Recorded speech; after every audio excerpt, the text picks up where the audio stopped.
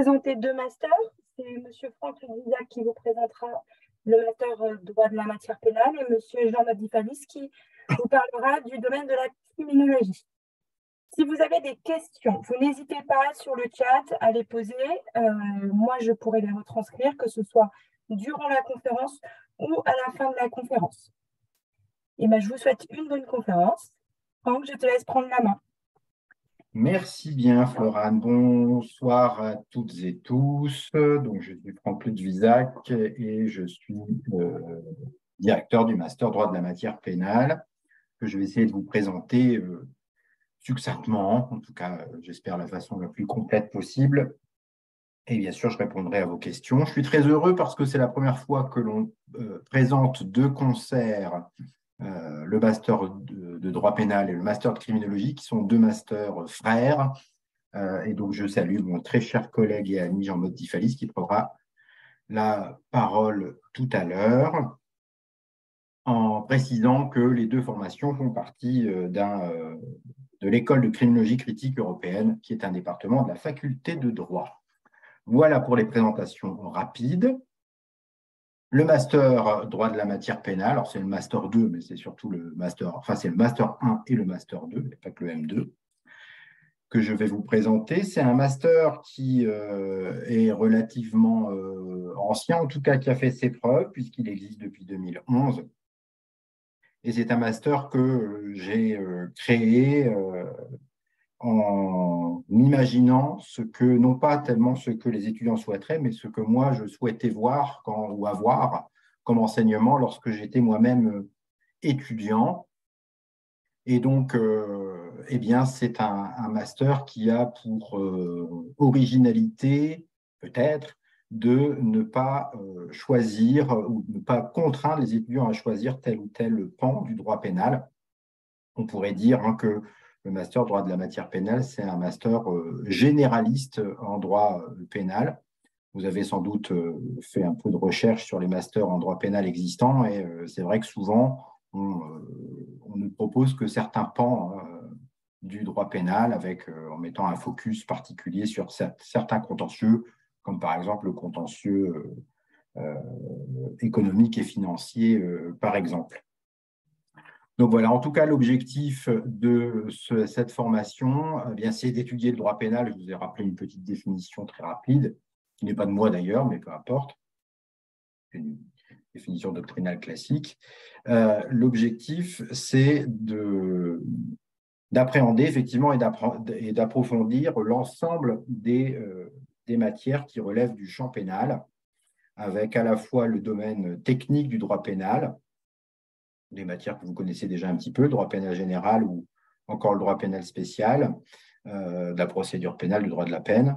Et puis, on va également appréhender d'autres disciplines un peu plus précises, donc des disciplines complémentaires comme de la criminologie, de la sociologie, de la psychiatrie, de la médecine légale, par exemple, ou encore un peu d'études en matière de politique pénale et de sécurité. Bref, l'objectif, c'est de former un juriste pénaliste, en tout cas complet, qui est capable de comprendre les tenants et aboutissants d'un dossier.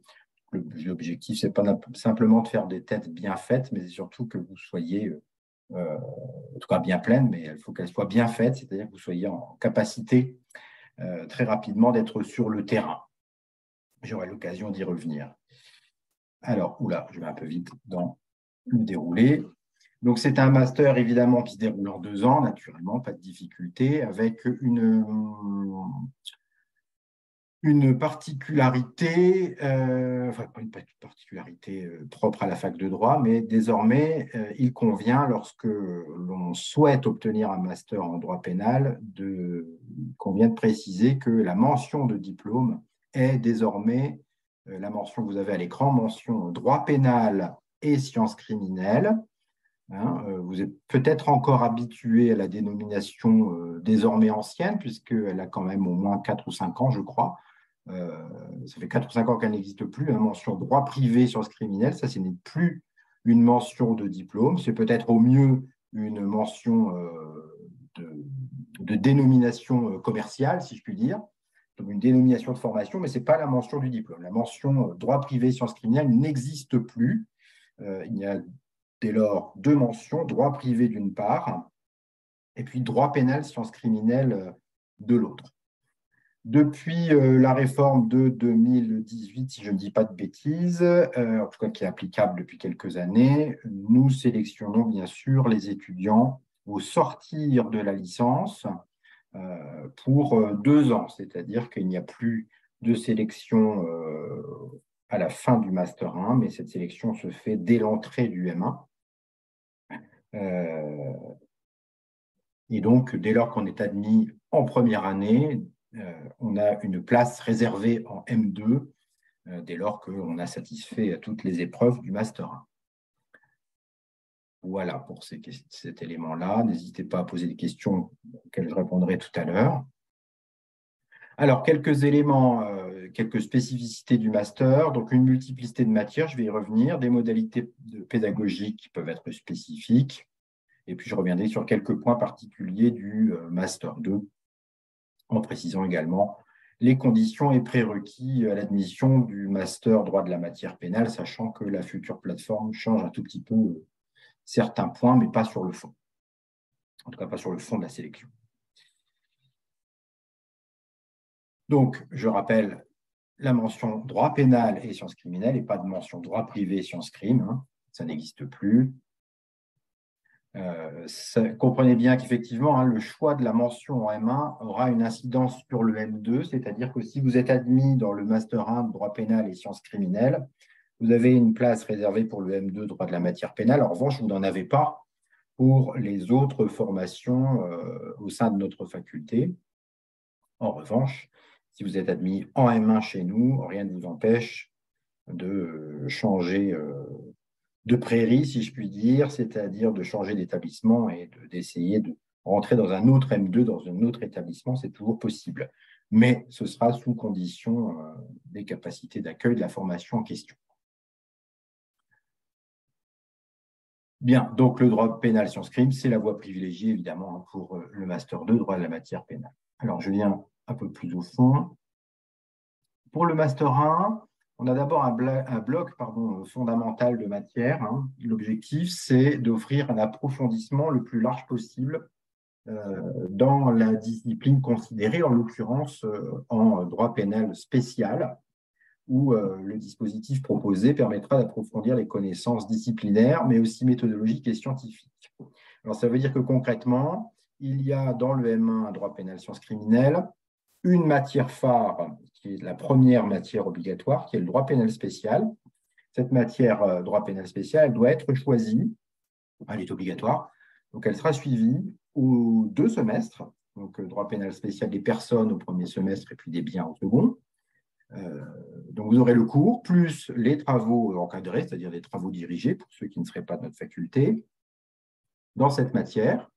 Et le fait de choisir cette matière entraîne nécessairement le suivi d'un séminaire de recherche en matière pénale, c'est-à-dire qu'au travers de ce séminaire, eh bien, on va pouvoir approfondir d'un point de vue scientifique les connaissances qu'on a déjà pu acquérir, simplement d'un point de vue disciplinaire. J'aurai l'occasion d'y revenir juste après. Il y a une deuxième matière qui est systématiquement obligatoire à chaque semestre. C'est au premier semestre la procédure pénale approfondie. Donc, j'ai rendu cette matière obligatoire depuis 2 ans, je crois, parce que certains étudiants parfois pouvaient arriver en Master 2 sans jamais avoir suivi de procédure pénale, ce qui est quand même très inconfortable lorsqu'on veut être un bon pénaliste. Et puis au second semestre, la deuxième matière obligatoire, c'est le droit pénal des affaires, qui vient donc en complément du droit pénal spécial des biens. Là aussi, c'est un peu une spécificité, en tout cas une rareté en France, il y a une spécificité de notre faculté, c'est qu'on n'amalgame pas le droit pénal spécial des biens et le droit pénal des affaires, ce qui est souvent le cas dans d'autres universités. Donc, eh bien, d'un côté, en droit pénal spécial, on étudiera les infractions classiques de droit commun, et puis d'un autre côté, en pénal des affaires, on étudiera donc le contentieux spécifique au droit des affaires en la matière. Bref, on ne laisse rien de côté. Et ces deux matières obligatoires, hein, procédure pénale et droit pénal des affaires, sont assorties de séminaires de mise en situation pratique. Ce sont des travaux pratiques, si on veut parler de façon simple. C'est-à-dire qu'on mettra l'étudiant dans une situation la plus proche de la pratique possible. Pour le reste, parce que là, j'ai commencé par ce qui est quand même, ce qui peut sembler un peu rigide, hein, c'est-à-dire les matières obligatoires. Pour le reste, il y a une offre quand même un contenu un peu plus à la carte, c'est-à-dire que l'étudiant pourra choisir assez facilement de compléter sa formation pénale par des matières de droit privé pur, comme du droit civil, du droit de la consommation, du droit commercial, donc entreprise en difficulté, etc. Vous avez les matières à l'écran. Et puis aussi, on peut approfondir d'autres disciplines du droit pénal avec de l'histoire du droit pénal, du pénal des mineurs, du droit pénal européen, par exemple. Et si on veut encore aller plus loin dans cette compréhension globale de la matière pénale, eh bien, on pourra, et c'est même conseillé, s'aventurer à étudier la criminologie, afin de comprendre le phénomène criminel et les modes de traitement, ou encore d'autres matières d'ouverture comme la protection internationale des droits de l'homme, qui est une matière importante lorsqu'on est pénaliste, puisqu'il s'agit de droits et libertés fondamentaux, donc c'est important. Droit processuel, c'est à peu près la même idée. Et puis d'autres matières voilà, qui offrent peut-être une pré-spécialisation pour l'avenir, comme le droit et la bioéthique, le droit des étrangers. En tout cas, des matières qui ne sont pas forcément très, très éloignées du droit pénal, en tout cas de la philosophie pénale. Pour les modalités spécifiques, j'ai évoqué tout à l'heure le séminaire de recherche appliquée qui est obligatoirement suivi, puisque la matière principale, c'est le droit pénal spécial. Alors, ce séminaire de recherche, il concerne la matière pénale en son ensemble et pas simplement le droit pénal spécial. C'est-à-dire qu'on va demander à l'étudiant de travailler sur des sujets qui concernent eh bien, tantôt le droit pénal général, tantôt peut-être du droit pénal spécial, de la procédure pénale, ou encore du droit de la peine, du droit pénitentiaire, ou bien du DAR, un droit administratif répressif. Qu'y a-t-il exactement dans ce séminaire de recherche appliquée? C'est même pas appliqué, c'est approfondi. Je me suis trompé dans mon PowerPoint, je m'en excuse. Il s'agit de faire travailler l'étudiant sur avoir une première acquisition en matière de recherche, c'est-à-dire qu'on va proposer à l'étudiant en petits groupes de 3-4 étudiants au maximum de travailler sur des mini-mémoires de recherche sur des thématiques relativement larges, mais d'actualité, avec en amont, donc d'abord, l'acquisition d'une méthodologie de la recherche et de méthodologie du mémoire, et puis ensuite, donc, la rédaction de ce petit mémoire au premier semestre, qui fera l'objet d'une présentation orale, donc une petite soutenance devant les enseignants. Et puis au second semestre, on a le même séminaire, mais cette fois, il portera sur un document court, c'est-à-dire la rédaction, toujours en groupe, d'une note de jurisprudence ou bien d'un article de doctrine. Donc là, il s'agit de continuer à faire des recherches, mais là, de s'exprimer de façon succincte. Contrairement au premier semestre où on va pouvoir s'exprimer de façon un peu plus longue dans un document qui fera environ une quarantaine de pages. Voilà, donc l'objectif, c'est de, bien sûr, renforcer la capacité d'analyse et puis de forger l'esprit critique de l'étudiant, ce qui est un atout quand même lorsqu'on se destine à des métiers où cette capacité d'analyse est importante et puis surtout des métiers qui supposent de passer des concours ou des examens d'entrée. Et donc, il faut pouvoir aller toujours un petit peu plus loin. Les séminaires de mise en situation pratique, c'est-à-dire les travaux pratiques que j'évoquais tout à l'heure, eh bien, il s'agit tout simplement de placer l'étudiant dans une situation la plus proche possible de la pratique. Donc, on vous soumettrait des résolutions de cas pratiques, des travaux sur dossier, bien des jeux de rôle ou des simulations de procès. Ça va dépendre de l'enseignant et puis du programme. Une initiation à la note de synthèse avec une méthodologie et puis un exercice par semestre. L'objectif ici, c'est déjà de préparer l'étudiant dès le Master 1 au concours ou examen professionnel. Donc, acclimater tout doucement à l'acquisition de cet exercice particulier qui est la note de synthèse et qui est un exercice systématiquement demandé dans le cadre des concours ou examens. Et puis un nouveau séminaire. Oui, pardon. Il y a une petite question. Oui. Peux-tu dire combien de matières à la carte l'étudiant peut choisir? Alors, je vais y venir juste après, puisque j'ai une grille de matières et ce sera plus facile à voir. Très bien, merci. Pour y aller comme ça. Je vais aller assez vite. Séminaire de recherche thématique personnelle. Donc, ça, c'est une nouveauté que d'ailleurs, j'avoue avoir emprunté de mon collègue Jean-Maude Diffalis.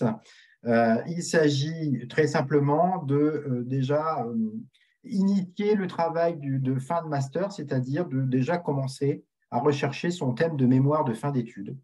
Bien souvent, ce thème, on demande à l'étudiant de le trouver en cours de Master 2. Là, on anticipe dès le M1, on va déjà commencer à chercher ce thème de mémoire. Alors, ce n'est pas le sujet lui-même, mais c'est au moins le thème de recherche. Et donc, ça permet d'avoir des mémoires de fin de master qui sont de meilleure qualité, puisqu'il y a une meilleure réflexion, une meilleure analyse, hein, puisque le mémoire, grosso modo, c'est fait sur les 2 années. Et bien entendu, tout cela est précédé d'une méthodologie de la recherche et du mémoire. Donc, c'est en lien avec le séminaire de recherche approfondie que j'évoquais tout à l'heure. Alors voilà, pour le choix de matière, hein, vous voyez un cours obligatoire avec TE, donc travaux encadrés, c'est-à-dire des travaux dirigés, droit pénal spécial des personnes, la procédure pénale approfondie qui est obligatoire avec un cours de 27 heures. On voit que le séminaire de recherche s'applique en matière pénale et la mise en situation pratique en procédure. Pour le reste, l'étudiant doit choisir 3 cours parmi les 4 proposés, donc dans une matière extérieure à la matière pénale. Et puis pour les cours d'unité complémentaire, hein, UC, donc un peu plus bas dans le tableau, là encore, l'étudiant doit choisir 3 cours parmi l'ensemble des cours qui sont proposés. Alors, pour chacune des lignes dans l'UC, hein, il s'agit de cours qui sont incompatibles, c'est-à-dire que le cours de droit processuel et droit et bioéthique, par exemple, pour la première ligne, ce sont des cours qui ont lieu le même jour à la même heure, c'est-à-dire que l'étudiant ne peut pas choisir les deux. Donc, il y aura un choix à faire. Voilà. Et puis, donc là, 3 cours au choix. Et puis ensuite, on a la recherche thématique personnelle que je viens d'indiquer et l'anglais qui est obligatoire, hein, pour 24 heures. Il n'y a pas d'autres langues. Si la question venait à arriver dans votre esprit, est-ce que je peux faire de l'espagnol ou de l'allemand ou du néerlandais? Pas du tout. On fera de l'anglais et puis c'est tout. Voilà. Donc, on a la même chose ici, hein, pour le second semestre. Je ne vais pas commenter, hein, c'est à peu près la même chose. C'est simplement ici les matières d'unité complémentaire, hein, donc le bloc du bas, hein, où les matières changent. Pour le M2, si je peux y aller, les objectifs, eh bien, c'est encore une fois et naturellement d'approfondir toujours un peu plus, hein, les disciplines fondamentales. Donc, vous referez du droit pénal général, mais du droit pénal général approfondi, j'ai bien A majuscule pour symboliser l'approfondissement. Droit pénal spécial, procédure pénale approfondie. Là, comment ça va fonctionner? Globalement, il y a toujours une partie du cours, donc une dizaine d'heures, qui est un cours classique, assez vertical, assez théorique. Et puis, la deuxième partie du cours, les 10 heures restantes pour chacune des matières, il s'agira de faire travailler l'étudiant en petits groupes 2 ou 3, hein, sur des sujets d'exposé, discussion, par exemple, donc des travaux de recherche, ou bien travailler sur des jeux de rôle, par exemple, ou des simulations, ça peut être le cas en procédure. Il s'agit, au-delà, évidemment, il ne s'agit pas simplement d'approfondir, il s'agit de toujours découvrir un peu plus de choses et d'acquérir une spécialisation, en tout cas une connaissance déjà importante dans des domaines techniques particuliers qui souvent ne sont pas assez vus en cours de licence, par exemple. Donc, c'est le cas des modes alternatifs de règlement des litiges pénaux, c'est le cas de la cybercriminalité, qui est un contentieux et un phénomène particulier. C'est le cas également du droit de la peine, qui est un droit souvent On dit souvent que le droit de la peine, c'est un peu le parent pauvre du droit pénal général, c'est-à-dire qu'on n'a jamais le temps de l'étudier, alors que c'est une matière extrêmement riche et extrêmement mouvante, mais aussi extrêmement technique. Donc, il faut la connaître. Et donc, il s'agit de connaître le droit de la peine, mais aussi le droit de l'application et de l'exécution des peines. Ce n'est pas simplement le droit de la peine pur et simple. Et puis, on va découvrir d'autres contentieux particuliers qui ne sont plus véritablement des contentieux émergents, ils sont déjà émergés. C'est le droit pénal de l'environnement qui commence à prendre un essor très, très important depuis 2 ans environ. Donc, environnement, urbanisme, droit pénal du travail, c'est plus classique, et puis droit de l'entreprise et de la consommation, là aussi, donc c'est du droit pénal des affaires, concrètement. Et puis, il y a d'autres cours plus particuliers sur la responsabilité pénale des entités. On fera un petit tour d'horizon sur la responsabilité pénale des personnes morales, mais on axera aussi beaucoup de réflexions sur les phénomènes terroristes ou bien la délinquance et la criminalité organisée, donc la DCO. Donc, on a un axe à faire que je présentais auparavant. Ensuite, on a un axe international avec du droit international pénal qui permettra de connaître davantage les infractions internationales, mais aussi les juridictions pénales internationales. Il y aura également de la coopération judiciaire internationale et du droit pénal comparé. Ça, c'est l'axe donc international. Je précise immédiatement parce que souvent les étudiants ou les candidats peuvent se tromper un petit peu. On ne choisit pas entre l'axe affaires et l'axe international. Les deux sont proposés de façon obligatoire. En M2, droit de la matière, de toute façon, pour faire simple, il n'y a pas d'option. Tout est obligatoire. Et puis, on s'ouvre encore plus aux disciplines complémentaires du droit pénal, sur lesquelles on ne peut pas comprendre exactement le phénomène criminel ou en tout cas les procédés. C'est de la médecine légale, c'est de la sociologie criminelle, de la psychiatrie criminelle ou de la victimologie. C'est le cas aussi de la politique pénale et de sécurité. Il s'agit de savoir comment une politique pénale nationale est conçue, comment une politique pénale locale, c'est-à-dire au sein d'un parquet, par exemple, peut être construite également et par qui. Donc, il faut une connaissance très vaste ici de toute la matière pénale. L'objectif, en tout cas, c'est de faire de l'étudiant un acteur de sa formation en vue de son intégration professionnelle. Donc, comme je l'indiquais tout à l'heure, à chaque fois, l'étudiant devra participer tout au long en tout cas pour chacune des matières. Il devra participer, il aura en charge une partie du cours, concrètement, par le biais de des travaux de recherche qu'il devra réaliser. Alors, ça n'est pas le cas pour certaines matières, cependant, ou sur des matières un peu plus verticales, puisque le juriste n'est pas compétent, donc en médecine légale, sociologie criminelle, psychiatrie criminelle, par exemple, ou victimologie. Ce sont des cours un peu plus descendants, puisqu'il s'agit là simplement de faire une première approche dans une discipline qui n'est pas des disciplines qui ne sont pas juridiques. Les particularités du M2, donc les plus pédagogiques, une équipe d'enseignants qui est largement composée de professionnels. On est un peu plus de 60% de professionnels, avocats, magistrats pour la plupart. Voilà, donc il y a 5-6 avocats, 5-6 magistrats au sein du Master 2. Des médecins, il y en a 2 également, des psychologues et un criminologue, mais il prendra la parole juste après, n'est-ce pas, mon cher Jean? Une connaissance du terrain, encore une fois, il faut que vous connaissiez ce qui va vous attendre en sortant à la fin de vos études, en sortant de la faculté. Donc, on va aller découvrir les juridictions pénales internationales. On n'a pas pu le faire lors de l'époque Covid, mais là, normalement, cette année, on devrait le faire, donc l'année prochaine aussi. Et puis, une découverte du milieu pénitentiaire, puisque on ne peut pas parler de droit pénal sans forcément évoquer la question pénitentiaire naturellement. Des dispositifs de pré-professionnalisation avec ce que nous nommons le droit en action, donc des simulations de médiation pénale qui ont lieu au premier semestre, et puis des simulations de procès devant le tribunal correctionnel.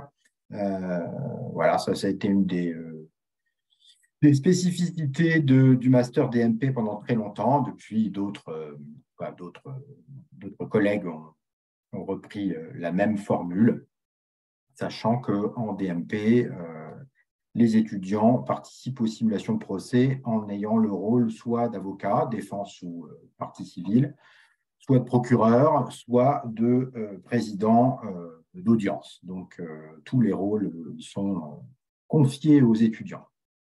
Et puis, par ailleurs, au regard d'un certain nombre de dispositifs, il y aura des travaux sur des dossiers réels. Voilà. Un module préparatoire au concours examen professionnel avec donc une note de synthèse par semestre et puis un petit rappel méthodologique et puis quelques simulations de grands oraux quand on peut le faire. Une ouverture à la recherche, évidemment, donc avec un bulletin de veille juridique qui est fait par les étudiants, encadré par un enseignant. Une journée d'études que je nomme société et risque pénal. Il s'agit de confier aux étudiants, alors avec mon aide et l'aide d'autres collègues, bien entendu, donc de confier aux étudiants la gestion d'un projet de colloque qui sera animé par eux donc à chaque fin d'année. Donc là, cette année, le colloque des Master 2 droit de la matière pénale aura lieu le 31 mars prochain et le thème, c'est celui de la violence et de la société. Donc, c'est violence et société, le droit pénal en quête d'identité. Donc, on fera un tour d'horizon, j'allais dire, le terme n'est pas forcément le meilleur, en tout cas sur tous les phénomènes de violence et la réponse pénale qui peut l'accompagner. Outre ouverture à la recherche, DMP est un master hybride, tel que le souhaite le Code de l'éducation. Et donc, il fait la part belle à la recherche, y compris dans la possibilité pour l'étudiant de ne pas faire un stage de fin d'études et de remplacer ce stage de fin d'études et le mini-mémoire par un véritable mémoire de recherche. Ça s'adresse essentiellement aux étudiants qui souhaiteraient continuer leurs études dans la voie du doctorat par la suite. Je ne vais pas tarder à terminer, donc j'évoque rapidement les débouchés et carrières. Donc, ce sont des secteurs assez classiques pour un master de droit pénal. Il n'y a rien de particulièrement extraordinaire. Les métiers de la justice de façon générale, la pénitentiaire, la protection judiciaire de la jeunesse, mais aussi quelques postes ou fonctions dans le cadre d'autorités administratives indépendantes dans le secteur privé, puisque le pénaliste commence à pouvoir trouver des postes intéressants dans les entreprises privées.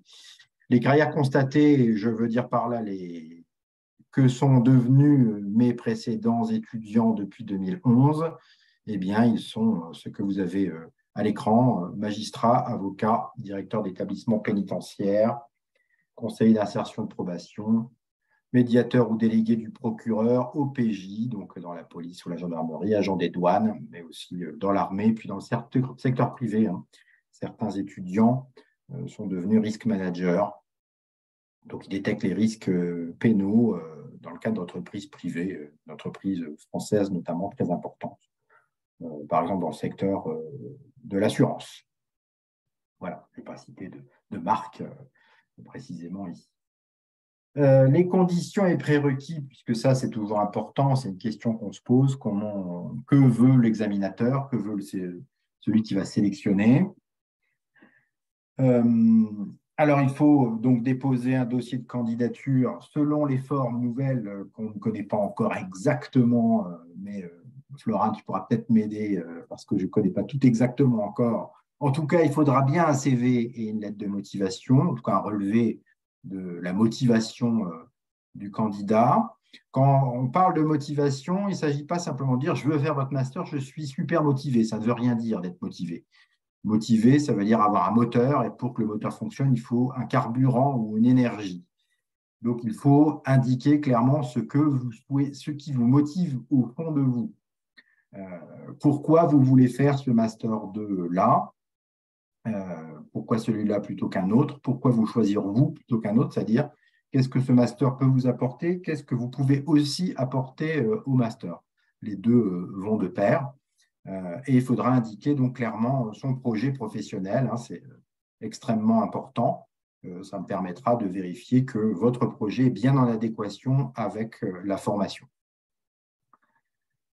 Il faudra joindre la totalité des relevés de notes de la licence dans la mesure du possible. Alors, je sais que vous allez vous dire, mais le second semestre de la L3, on ne peut pas l'avoir parce qu'il faut déposer notre dossier en amont. Ce n'est pas grave, on peut toujours, dans l'absolu, déposer les pièces complémentaires. En tout cas, je précise une chose très importante puisque j'ai ouï dire que certains enseignants pouvaient dire cela, et c'est faux, je pense. Certains peuvent dire, ne vous inquiétez pas, on ne vous sélectionne qu'au regard de votre première et deuxième année, donc on s'en fiche de vos résultats de licence 3. C'est une erreur, une faute presque de dire ça, hein. Et bien évidemment, il faut bien travailler sa L3 et avoir les meilleurs résultats possibles, bien entendu. Donc, on prend en compte également vos résultats au cours de licence. En principe, tout dossier incomplet entraîne un refus d'examen, mais puisqu'il y aura la plateforme, je pense que c'est elle qui sera un peu le juge de paix qui va permettre la transmission du dossier au sélectionneur, hein, dès lors que le dossier serait incomplet, il n'y aurait pas de bascule possible. Ça semble assez logique. En tout cas, la capacité d'accueil du master 1, mais aussi du master 2, donc c'est 35 étudiants maximum. Et il y aura une analyse, bien sûr, du dossier et un entretien de motivation ou d'orientation professionnelle qui sera éventuel. Alors, j'ai mis en juin, mais ça, c'est assez ancien. Ce sera peut-être un peu plus tôt, je pense, n'est-ce pas, Florane? Ouais. Oui, ça sera un tout petit peu plus tôt parce qu'on doit justement donner les réponses en juin. Mais il y a le rétro-planning qui est juste après, donc je vais passer ça. Donc, entretien éventuel, ça veut dire que je peux prendre et dire OK tout de suite, rien qu'à l'analyse du dossier, ou je préfère voir l'étudiant lorsque je convoque un entretien. On verra dans quelle mesure ces entretiens restent possibles avec la nouvelle plateforme, mais on verra bien. En principe, c'est prévu. Quand il y a un entretien, ça ne veut pas dire que c'est mauvais signe. C'est plutôt l'inverse. Hein, puisque rien ne m'empêche, et ce sera souvent le cas, enfin ça peut être le cas aussi, de refuser immédiatement à la simple lecture du dossier. Voilà. Qu'est-ce qu'il faut exactement? Pardon. Non, je te pose juste deux petites questions qui ont été posées avant que tu ailles plus loin. Combien de candidatures y avait-il l'an dernier, si nous avons le chiffre? Et y a-t-il des stages obligatoires en M1? Alors, stage obligatoire en M1, non. Mais on peut très bien faire un petit morceau de son stage exigé en M2 dès le M1. Je peux l'autoriser. Ça n'est pas automatique, mais je peux l'autoriser et c'est assez souvent le cas. Ça permet à l'étudiant de faire déjà au moins un mois en M1 et puis faire un autre stage de 2 mois ou même d'un seul mois, hein, s'il le souhaite, mais c'est mieux de faire le plus de stages possible. Quand on veut devenir avocat, magistrat, par exemple, plus on fait de stages de longue durée, mieux c'est. Donc, si on peut faire 3 ou 4 mois de stage, c'est idéal. Donc, le nombre, enfin, la durée du stage, pardon, en M2, c'est 2 mois minimum. Bien entendu, on peut faire beaucoup plus si on le souhaite, et c'est même conseillé. La seule difficulté, c'est qu'au-delà de 2 mois, il faut être payé. Voilà, c'est pour ça que j'exige simplement 2 mois pour ne pas brider cette possibilité de stage. Combien de candidatures l'an dernier? De mémoire, on n'était pas loin de 500, je crois. Quelque chose comme ça. Ce qui est assez classique. Hein. Voilà. Sur les prérequis, il y a toujours des rumeurs qui courent. Alors, pour ceux qui nous regardent et nous écoutent, s'ils sont de la fac de droit, ils vont entendre que parfois, eh bien, je ne sélectionne que les étudiants qui ont eu au moins 16. C'est une légende, pas urbaine, mais facultaire. C'est faux. Il faut un niveau général satisfaisant. Ce qui compte beaucoup pour moi, c'est la motivation de l'étudiant, c'est ce qu'il a fait, c'est les stages qu'il a déjà effectués. Et on peut tout à fait comprendre que dans un cursus, à un moment donné, peut-être à plusieurs moments, on ait pu échouer sur une ou plusieurs matières, ça peut s'entendre. Voilà.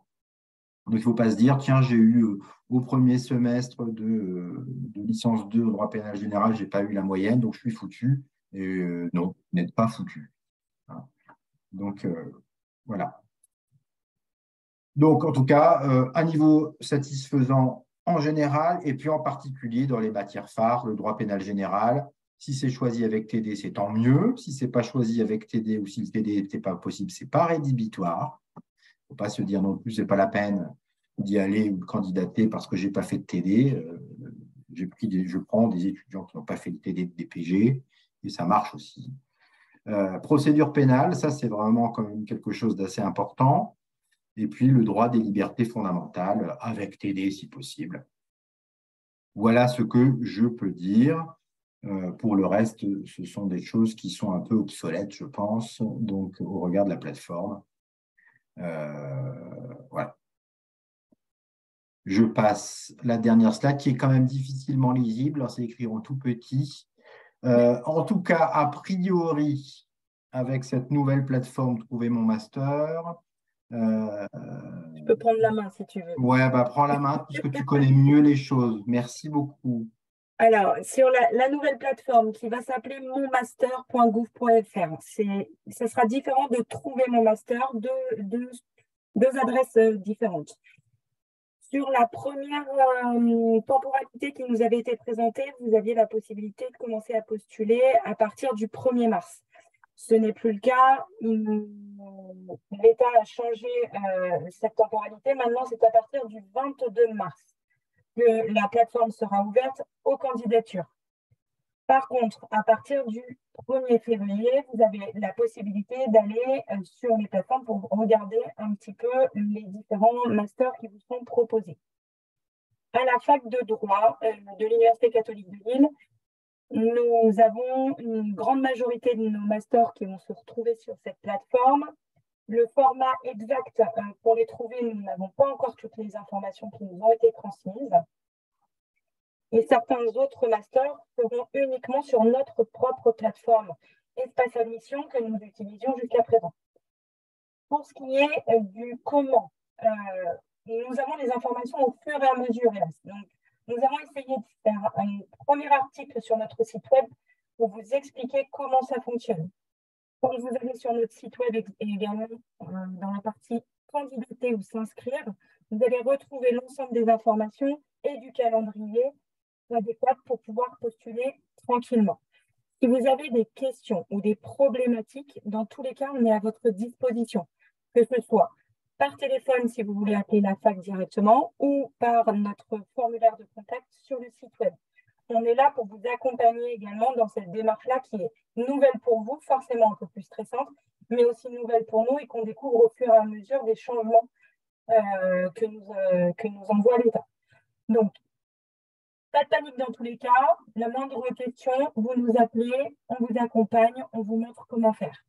Pour ceux qui auraient la possibilité de se déplacer, nous allons faire une conférence entièrement dédiée à un master lors de la journée porte ouverte qui aura lieu le 11 mars prochain. C'est une journée porte ouverte qui est entièrement dédiée au master. Et on va avoir cet accompagnement en plus de ce que l'on fait habituellement. Donc, notre service inscription, la communication et l'ensemble des services de scolarité seront à votre disposition pour pouvoir faire les démarches ou vous accompagner dans la candidature. Si vous avez des questions là-dessus, vous pouvez me les poser également par le chat ou vous pouvez me contacter directement par mail. Franck, est-ce qu'il y avait autre chose pour toi derrière ? Il n'y avait rien d'autre, pas plus à dire pour le moment. Je répondrai aux questions s'il y en a d'autres, mais je pense qu'on peut laisser Très bien. Notre ami Jean présenter. Jean, je te laisse prendre la main sur le partage ou tu souhaites… Alors, juste avant de laisser la main à Jean, je souhaitais simplement, officiellement et en public, te souhaiter un joyeux anniversaire, Jean. Merci Franck, c'est très, très, très touchant et je dois dire que j'ai eu beaucoup de plaisir et de bonheur aujourd'hui parce que j'ai même eu une promotion qui m'a chanté joyeux anniversaire de vive voix tout entière et en chœur. Alors vous imaginez mon bonheur. Donc Franck, ton initiative me touche et je t'en remercie très, très cordialement. Je t'en prie. Tu me diras quand il faut que je change de slide parce que c'est moi qui ai la main sur la présentation. Ah, très bien, okay. Parfait. Ah ben alors, on peut commencer. Je suis à votre disposition. Et j'inscrirai mon propos, bien évidemment, à la suite et dans la lignée de ce que M. Levizac vous a présenté du droit pénal, puisque effectivement, nous avons à la fois un master interdisciplinaire de criminologie critique et un DU de criminologie interculturelle qui viennent s'ajouter au master droit de la matière pénale, première et deuxième année, pour constituer le champ d'enseignement de notre école de criminologie critique européenne, autrement dite ECCE. Donc, maintenant, vous savez tout, évidemment, du droit pénal et de ses éléments constitutifs, de ses diverses branches, mais vous ne savez encore probablement pas grand-chose de la criminologie. Et peut-être d'ailleurs, si vous avez dit à votre entourage que vous vous intéressiez à cette discipline, vous avez eu des réponses, des réactions étonnées, parce qu'on peut se demander, mais finalement, qu'est-ce que la criminologie? Est-ce une branche du droit? Auquel cas, pourquoi d'ailleurs en faire une discipline particulière? Est-ce une science autonome qui aurait donc son propre objet, à savoir le crime, souvent qu'on entend ou qu'on réduit à l'image d'ailleurs du meurtre, et pourquoi pas du meurtre en série, ce qui nécessiterait d'enfermer la criminologie dans la criminalistique, mais aussi on peut dire que la criminologie pourrait être un corpus de connaissances pluridisciplinaires, puisque, nous le verrons, elle va concerner tout aussi bien le droit, ça va de soi, qui s'intéresse à la question de la qualification de l'acte, mais aussi la psychologie et la psychiatrie qui s'intéressent à l'auteur ou à la victime, c'est-à-dire à des personnes humaines, mais également la sociologie, qui va s'intéresser évidemment au milieu dans lequel la société a défini des valeurs et des lois en conséquence qui les protègent, et par conséquent aussi le champ des infractions et des transgressions à ces lois. Enfin, peut-être est-ce un champ de connaissances strictement thématique, c'est-à-dire qu'on peut s'intéresser, pourquoi pas, aux criminels en série, au vol, au meurtre, mais aussi à l'escroquerie, au délit d'initié, à la fraude fiscale, etc. Donc vous voyez que finalement, la criminologie peut être beaucoup de choses très différentes et en tout cas, elle interroge quant à ce que peut être son objet, à savoir le crime. Diapo suivante. Alors, qu'est-ce que le crime? Voilà évidemment la deuxième question qui s'impose à nous. Est-ce en soi un acte tout simple? Au fond, à partir de quoi cette dimension acte et donc actuelle ne permettrait aucun commentaire supplémentaire. Un acte est un acte et à partir du moment où on en dit quelque chose, on n'est plus dans le registre du passage à l'acte. Donc finalement, que signifie-t-il? Que dit-il cet acte de la personnalité du sujet, de sa relation à la situation dans laquelle il est posé, des relations du sujet à la victime, si victime il y a, des relations que l'auteur peut avoir avec la société, de ce qu'il signifie à la société ou bien de ce qu'il veut également représenter par là. Bref, peut-être est-ce tout simplement une notion juridique. Après tout, le crime est en soi défini par le code pénal et on pourrait se dire qu'il y a à comprendre le crime sous l'angle des définitions juridiques, par exemple contravention, délits et crimes, et selon leur gravité, on définit la gravité de la peine. Alors, mais tout ça est bien beau, mais peut-être le crime est-il une représentation sociale? Après tout, si on en fait des films à la télévision et au cinéma, c'est bien qu'on s'en représente quelque chose. De la même manière que dans le prétoire, au tribunal, il est question de l'infraction, du crime au sens général, pour en définir l'image qu'on peut en retenir. Enfin, peut-être est-ce tout simplement un jugement de valeur. Il y a des crimes plus ou moins graves, des atteintes plus ou moins importantes à la loi, au droit et à la personne, évidemment, et à ses biens. Voilà finalement 4 questions auxquelles il faut répondre et 4 questions auxquelles les études de criminologie s'attachent évidemment à répondre. Mais alors, ça nous amène tout de suite aussi à nous demander, mais qu'en est-il alors d'un criminel? Diapo suivante. Qu'est-ce qu'un criminel? Première image qui vient à l'esprit, surtout si l'on est passionné par les séries sur le profiling et donc les tueurs en série, et les films plus ou moins d'horreur, on pourrait se dire que le criminel est un monstre. Mais qu'est-ce qu'un monstre? Est-il un animal? Est-il un humain? Est-il un intermédiaire?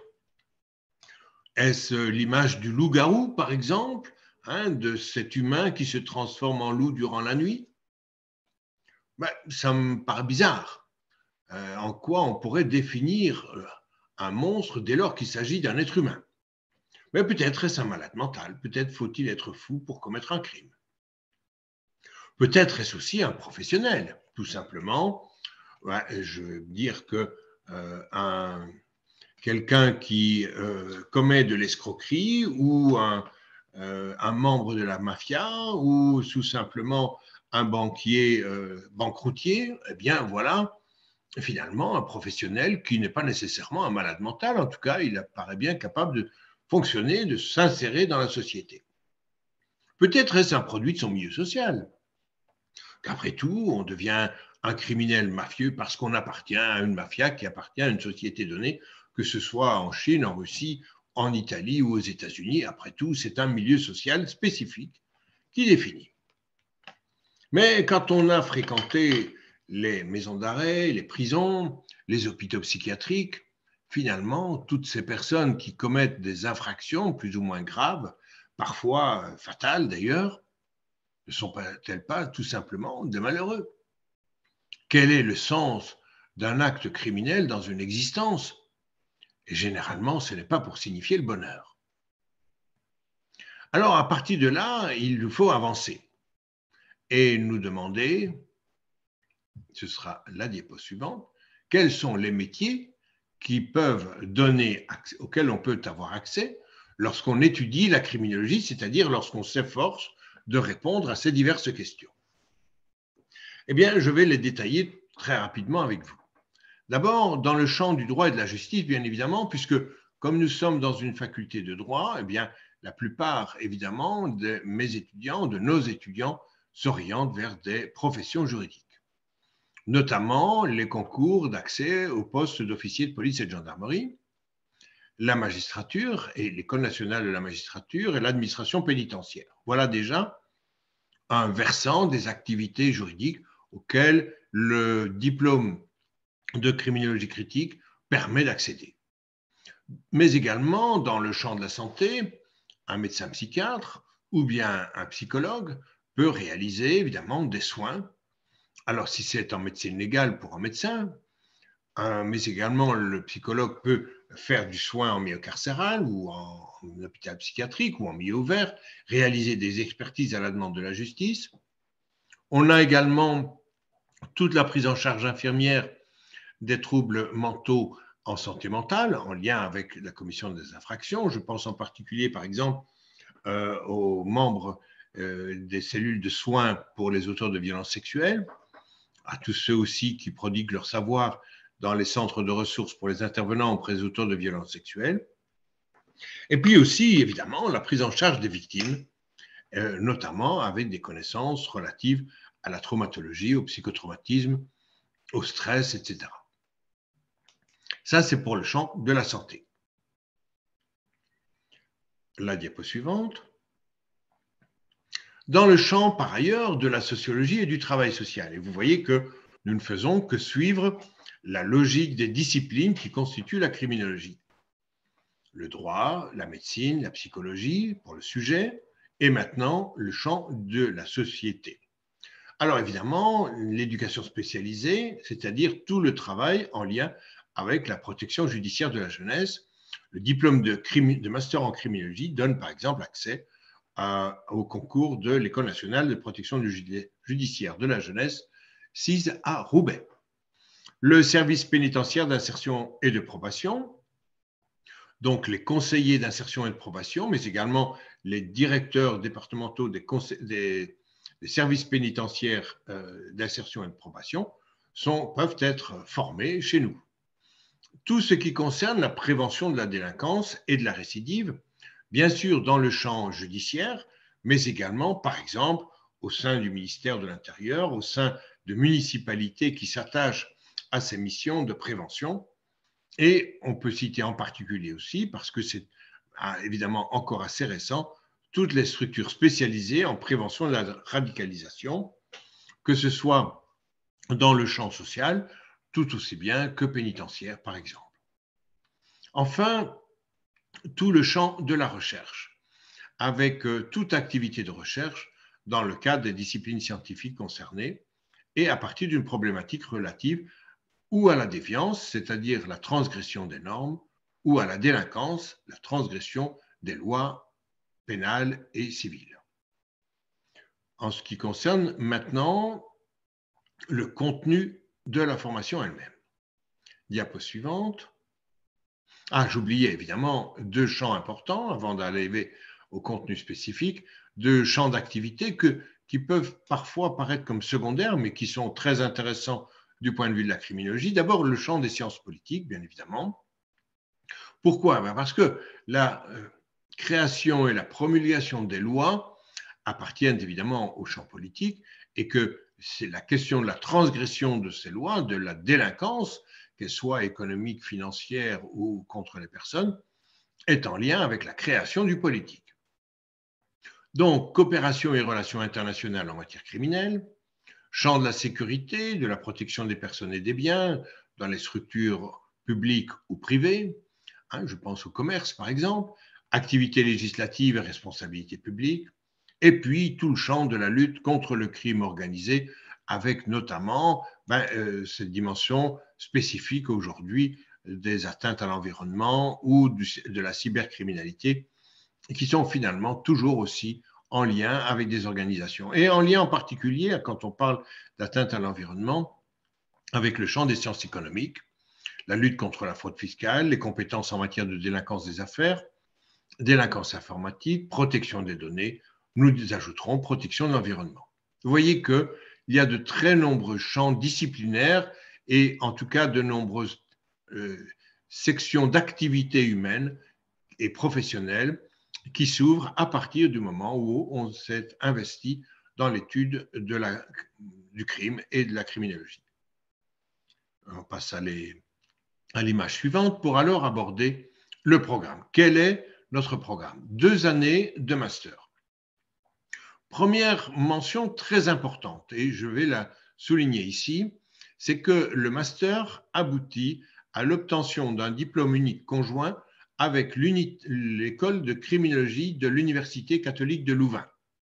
Alors, pourquoi préciser cela? Parce que c'est fondamental dès lors que cela devient un diplôme international. Donc, la validité nationale de ce master est conjointe à l'existence de son caractère international. C'est là évidemment une répercussion très importante. Je vous ai dit que du point de vue des débouchés, ce que je vous ai cité, en fait, ce sont des débouchés en France. Mais en France, le diplôme est reconnu, mais la fonction de criminologue ne l'est pas comme telle. Donc, il n'y a pas un appel d'offres à un poste de criminologue en tant que tel. Ce qui se fait néanmoins dans d'autres pays, en particulier dans d'autres pays francophones, tels que le Canada, la Suisse, la Belgique, par exemple. Et donc, vous avez la possibilité, avec notre diplôme de criminologie critique, d'accéder, d'obtenir un emploi sous le titre de criminologue dans les pays que je viens de citer. En plus, évidemment, des diverses fonctions que vous pouvez exercer et auxquelles vous avez directement accès à partir de notre master. Donc, les fonctions auxquelles vous aurez accès le sont au titre des différents champs disciplinaires, en droit, en santé, en sciences, en sociologie, dans le champ du social, du travail social, par exemple. Mais vous êtes, par exemple, conseiller d'insertion et de probation. En Belgique, à titre d'exemple, les mêmes fonctions sont assurées par des criminologues. Donc, que ce soit dans un pays ou dans un autre, le métier sera le même. Mais par conséquent, vous avez, avec notre master, la possibilité d'un élargissement conséquent du champ des emplois possibles en Europe et même au Canada. Ça me paraît très important. Je m'y attache d'autant qu'en créant avec M. Luvisac ce master interdisciplinaire de criminologie critique et en nous associant avec Louvain, j'ai voulu en toute priorité non pas avant tout faire des diplômés universitaires. Ça, des diplômés universitaires, il en existe maintenant partout dans le monde et on peut d'une certaine manière parfois ne pas y trouver un sens à son existence. Ce qui me paraît fondamental et ce que je veux préparer, ce sont de futurs professionnels qui en ont dans le ventre, c'est-à-dire qui veulent se mettre au service des personnes qui sont les plus en difficulté, qui ont besoin d'être comprises et aidées, y compris par le fait des transgressions et des infractions qu'elles ont pu commettre. C'est parce que nous ne sommes pas réductibles à nos actes qu'il nous faut nous entraider, qu'il nous faut nous rapprocher de ceux qui nous paraissent parfois loin de nous. Voilà, ceci étant dit, c'était la parenthèse moraliste.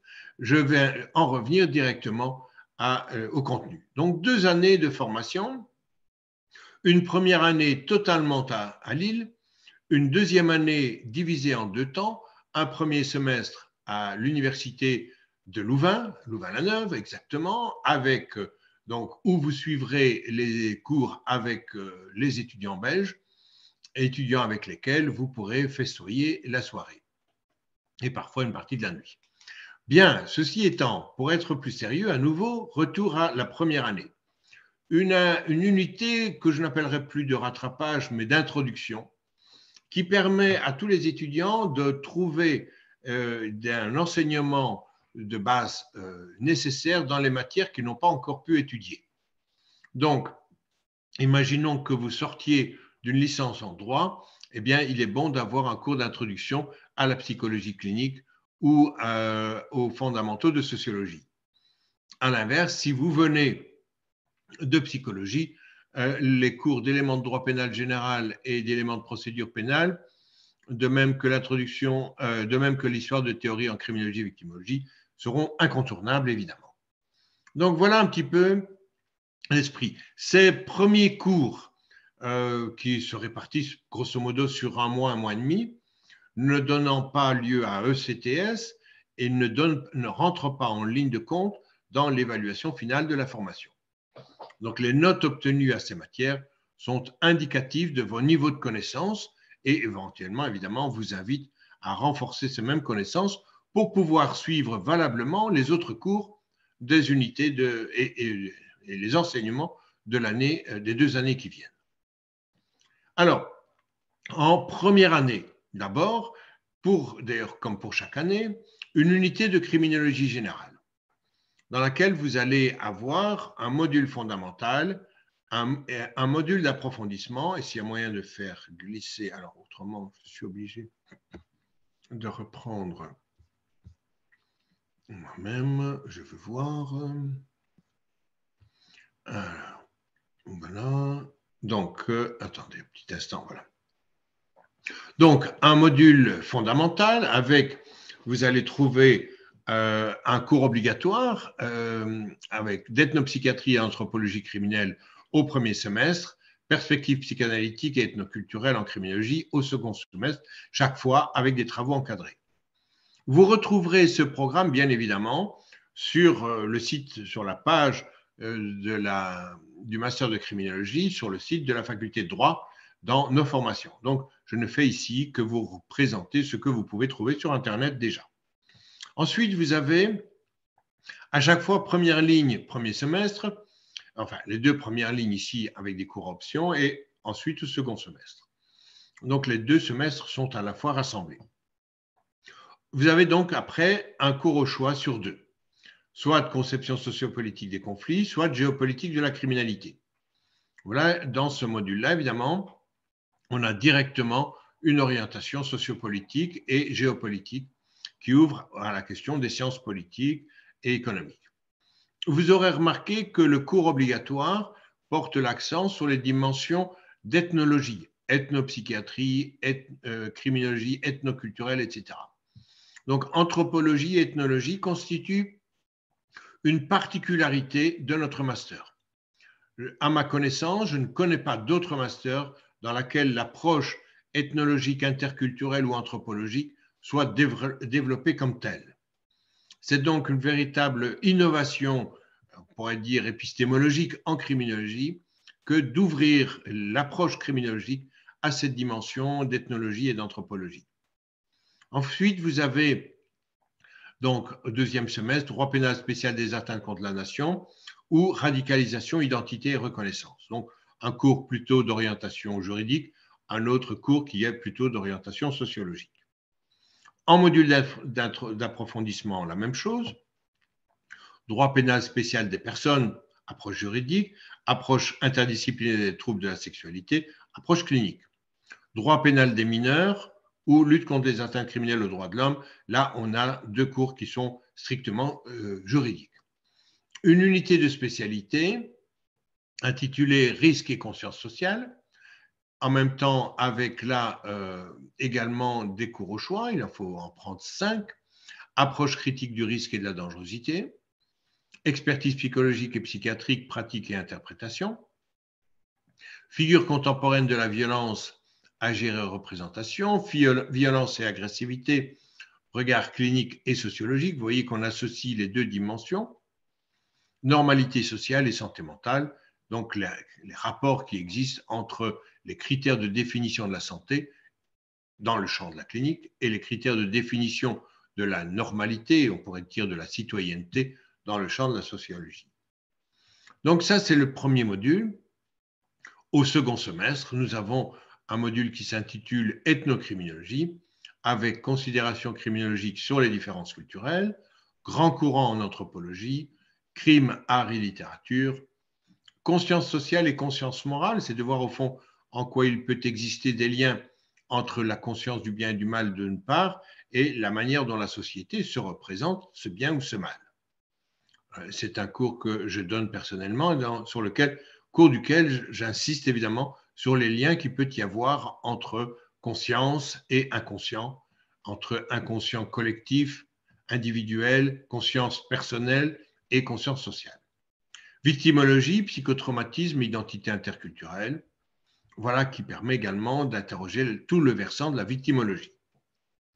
Et puis une unité linguistique, méthodologique et professionnelle, de l'anglais, un séminaire de pratique interculturelle qui permet au fond d'apprendre des modalités de comportement propres à la vie sociale et à la culture dans laquelle on se trouve, des cours de méthodologie à la fois qualitative au premier semestre, quantitative au second, un séminaire d'éthique et de philosophie morale en criminologie, un séminaire de déontologie en criminologie, un cours sur l'entretien psychologique et social, et le séminaire d'initiation à la recherche, séminaire de recherche thématique personnelle à ce sujet. Si vous avez écouté M. Ludwigsack, je n'ai plus rien à vous apprendre. Voilà qui permet de comprendre la première année.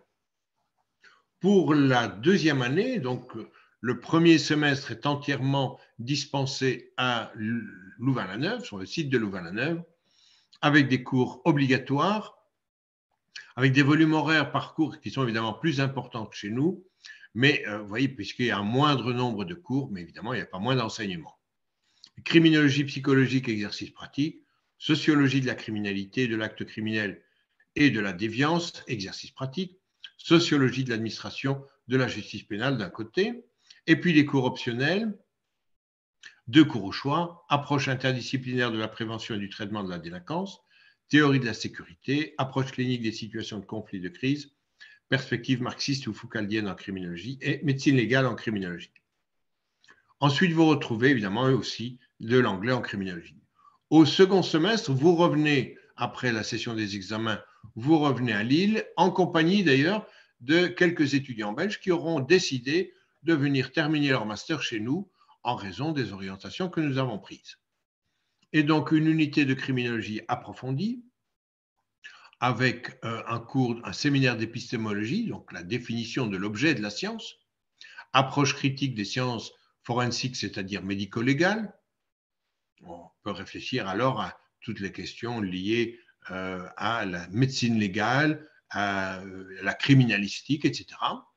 Mais finalement, quelle place ces sciences occupent-elles dans notre société? Pourquoi d'ailleurs TF1 ou d'autres chaînes se passionnent-elles pour les épisodes et les séries qui parlent de criminalistique? Voilà.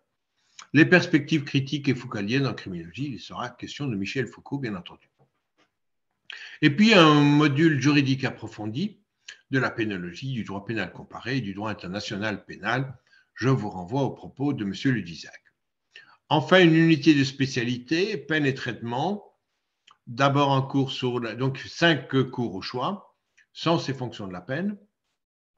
Expérience carcérale, enjeux identitaires et institutionnels. Approche phénoménologique des auteurs de violence.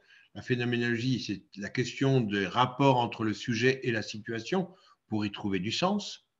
Approche interdisciplinaire de la désistance, c'est-à-dire de la sortie de la délinquance et de la résilience. Comment finalement on peut se dégager de la délinquance et en même temps acquérir une richesse supplémentaire. Et crime, économie et structure sociale. L'aveu et ses significations. Et enfin, un cours d'actualité de la recherche en criminologie. Des cours d'anglais, un séminaire de pratique interculturelle, évidemment un stage de 8 semaines, ainsi que la rédaction d'un mémoire sous la direction d'un enseignant universitaire. Voilà ce que je voulais vous dire pour l'essentiel en ce qui concerne donc le parcours master de criminologie.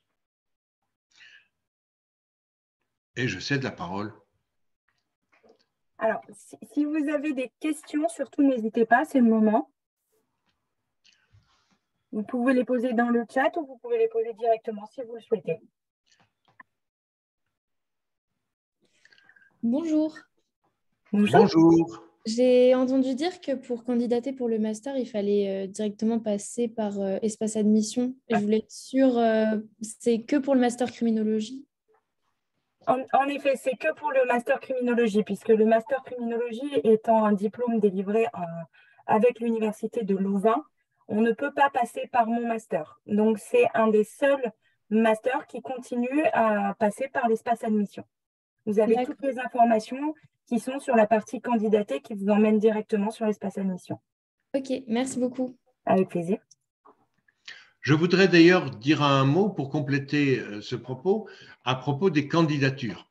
Alors, puisque les questions ont été posées à M. Ludwisak, je vais tout simplement directement reprendre la question. À l'identique de mon cher ami et collègue pénaliste, j'accorde une importance primordiale à la motivation. Donc, de ce fait, la motivation, c'est ce qui nous fait avancer. Et c'est en cela que j'accorde une importance au fait que vous puissiez montrer le lien entre votre projet professionnel et la raison de votre souhait d'inscription en master de criminologie. Bien entendu, il est toujours préférable d'avoir de belles notes universitaires en licence. Ça garantit au moins votre capacité à suivre des études supérieures, mais ce n'est pas nécessairement le seul et premier critère. Il faut savoir que nous avons dans ce master, je ne vais pas vous décourager par avance, mais nous avons 35 places disponibles et pas une de plus. C'est d'ailleurs le volume régulier et constant d'un master à la faculté de droit de notre université. Donc, je n'ai pas l'impression d'être différent. Mais j'avais 123 candidatures cette année pour 35 places. Donc, ça vous donne une idée du niveau d'exigence quant à cette notion de motivation que je souhaite voir ressortir de vos lettres.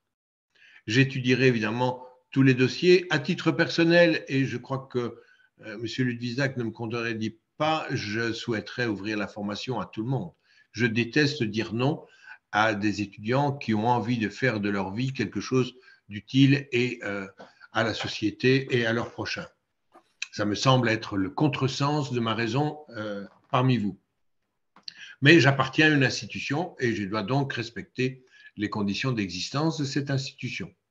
35 places, ce n'est pas 36, je n'en ai que 35 et elles sont à votre disposition.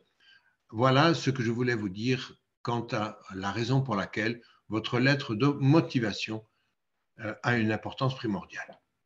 Il n'y a pas nécessairement d'entretien préalable parce que si je dois faire passer 123 entretiens, eh bien, vous risquez d'avoir ensuite un enseignant-chercheur qui faut hospitaliser en psychiatrie et je n'en ai pas le souhait.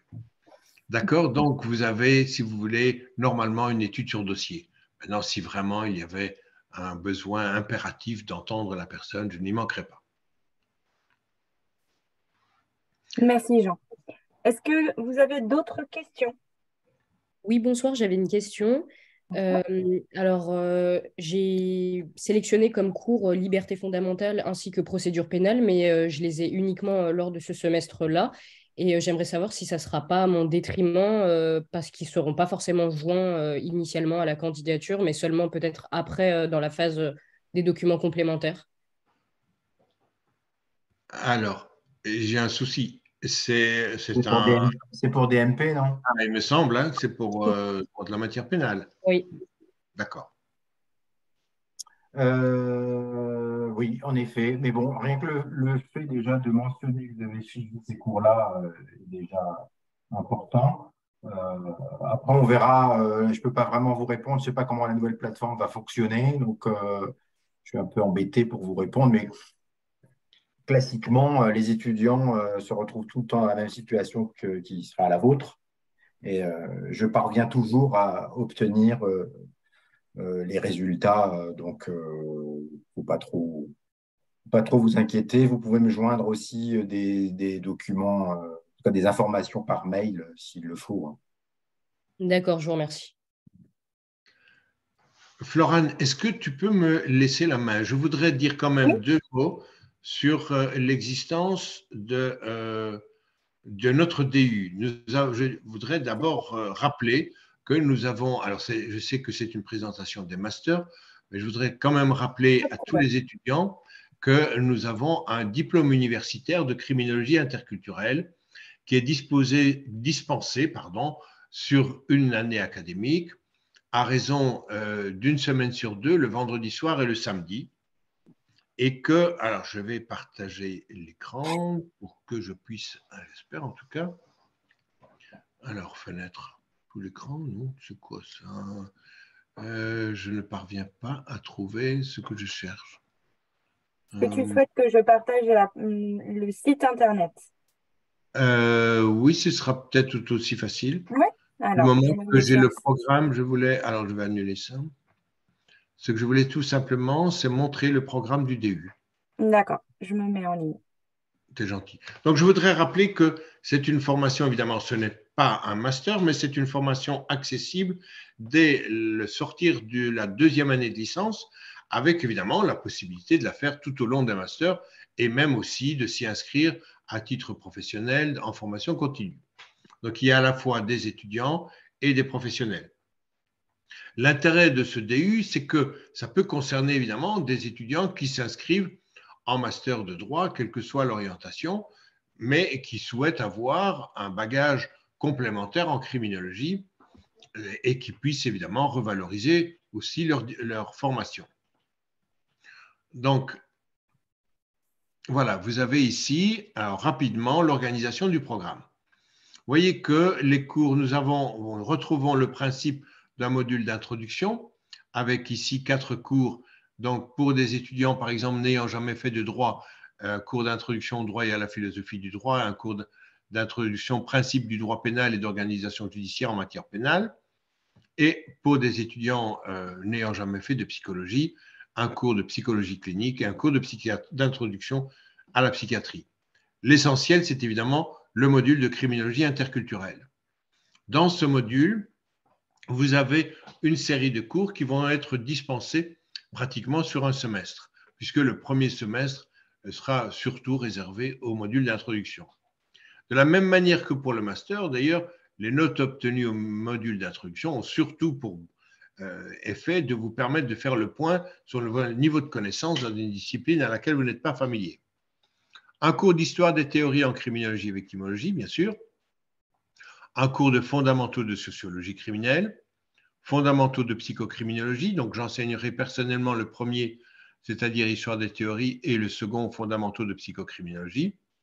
Et puis un cours d'éléments d'anthropologie culturelle, un cours d'initiation à l'ethnopsychiatrie, qui est passionnant, un cours d'histoire des systèmes politiques pour avoir aussi cette ouverture au lien entre le crime et les relations politiques, un cours de criminologie des populations marginalisées, dispensé par une de mes collègues de l'Université de Louvain, et un cours d'éthique et de philosophie morale interculturelle. Et puis des conférences de spécialisation, par exemple, telles que, en particulier d'ailleurs, les colloques qui se tiendront prochainement à partir de l'école de criminologie, colloque du master de droit de la matière pénale et colloque du master de criminologie, puisque tous deux vont porter sur la question de la violence et de l'identité. Donc voilà un petit peu, au sortir de ce DU, il vous est demandé de faire un mini-mémoire, c'est-à-dire un travail entre 10 à 15 pages sur un thème que vous aurez choisi, et puis les épreuves orales en 2 grands oraux, 4 matières qui sont présentées directement devant un jury de 4 enseignants. Voilà ce que je voulais vous dire du DU très rapidement. Les modalités d'inscription sont identiques aux autres formations. Sur le site de la faculté de droit, vous cherchez inscription et vous partagez votre CV et votre lettre de motivation avec les copies des notes antérieures. Alors, sur les dates de candidature pour le DU, Jean, est-ce que tu les as? Alors, non, je n'ai pas les dates sous les yeux, mais les candidatures sont ouvertes normalement ici à partir du mois de mars. Du mois de mars, et l'année dernière, on était allé jusqu'au 15 août. Exactement, oui. Très et bien. là, je précise d'ailleurs, d'autant plus volontiers, que je n'ai pas de maximum obligé, donc je peux largement dépasser les 30 étudiants si c'est nécessaire. Donc les portes sont plus grandes ouvertes.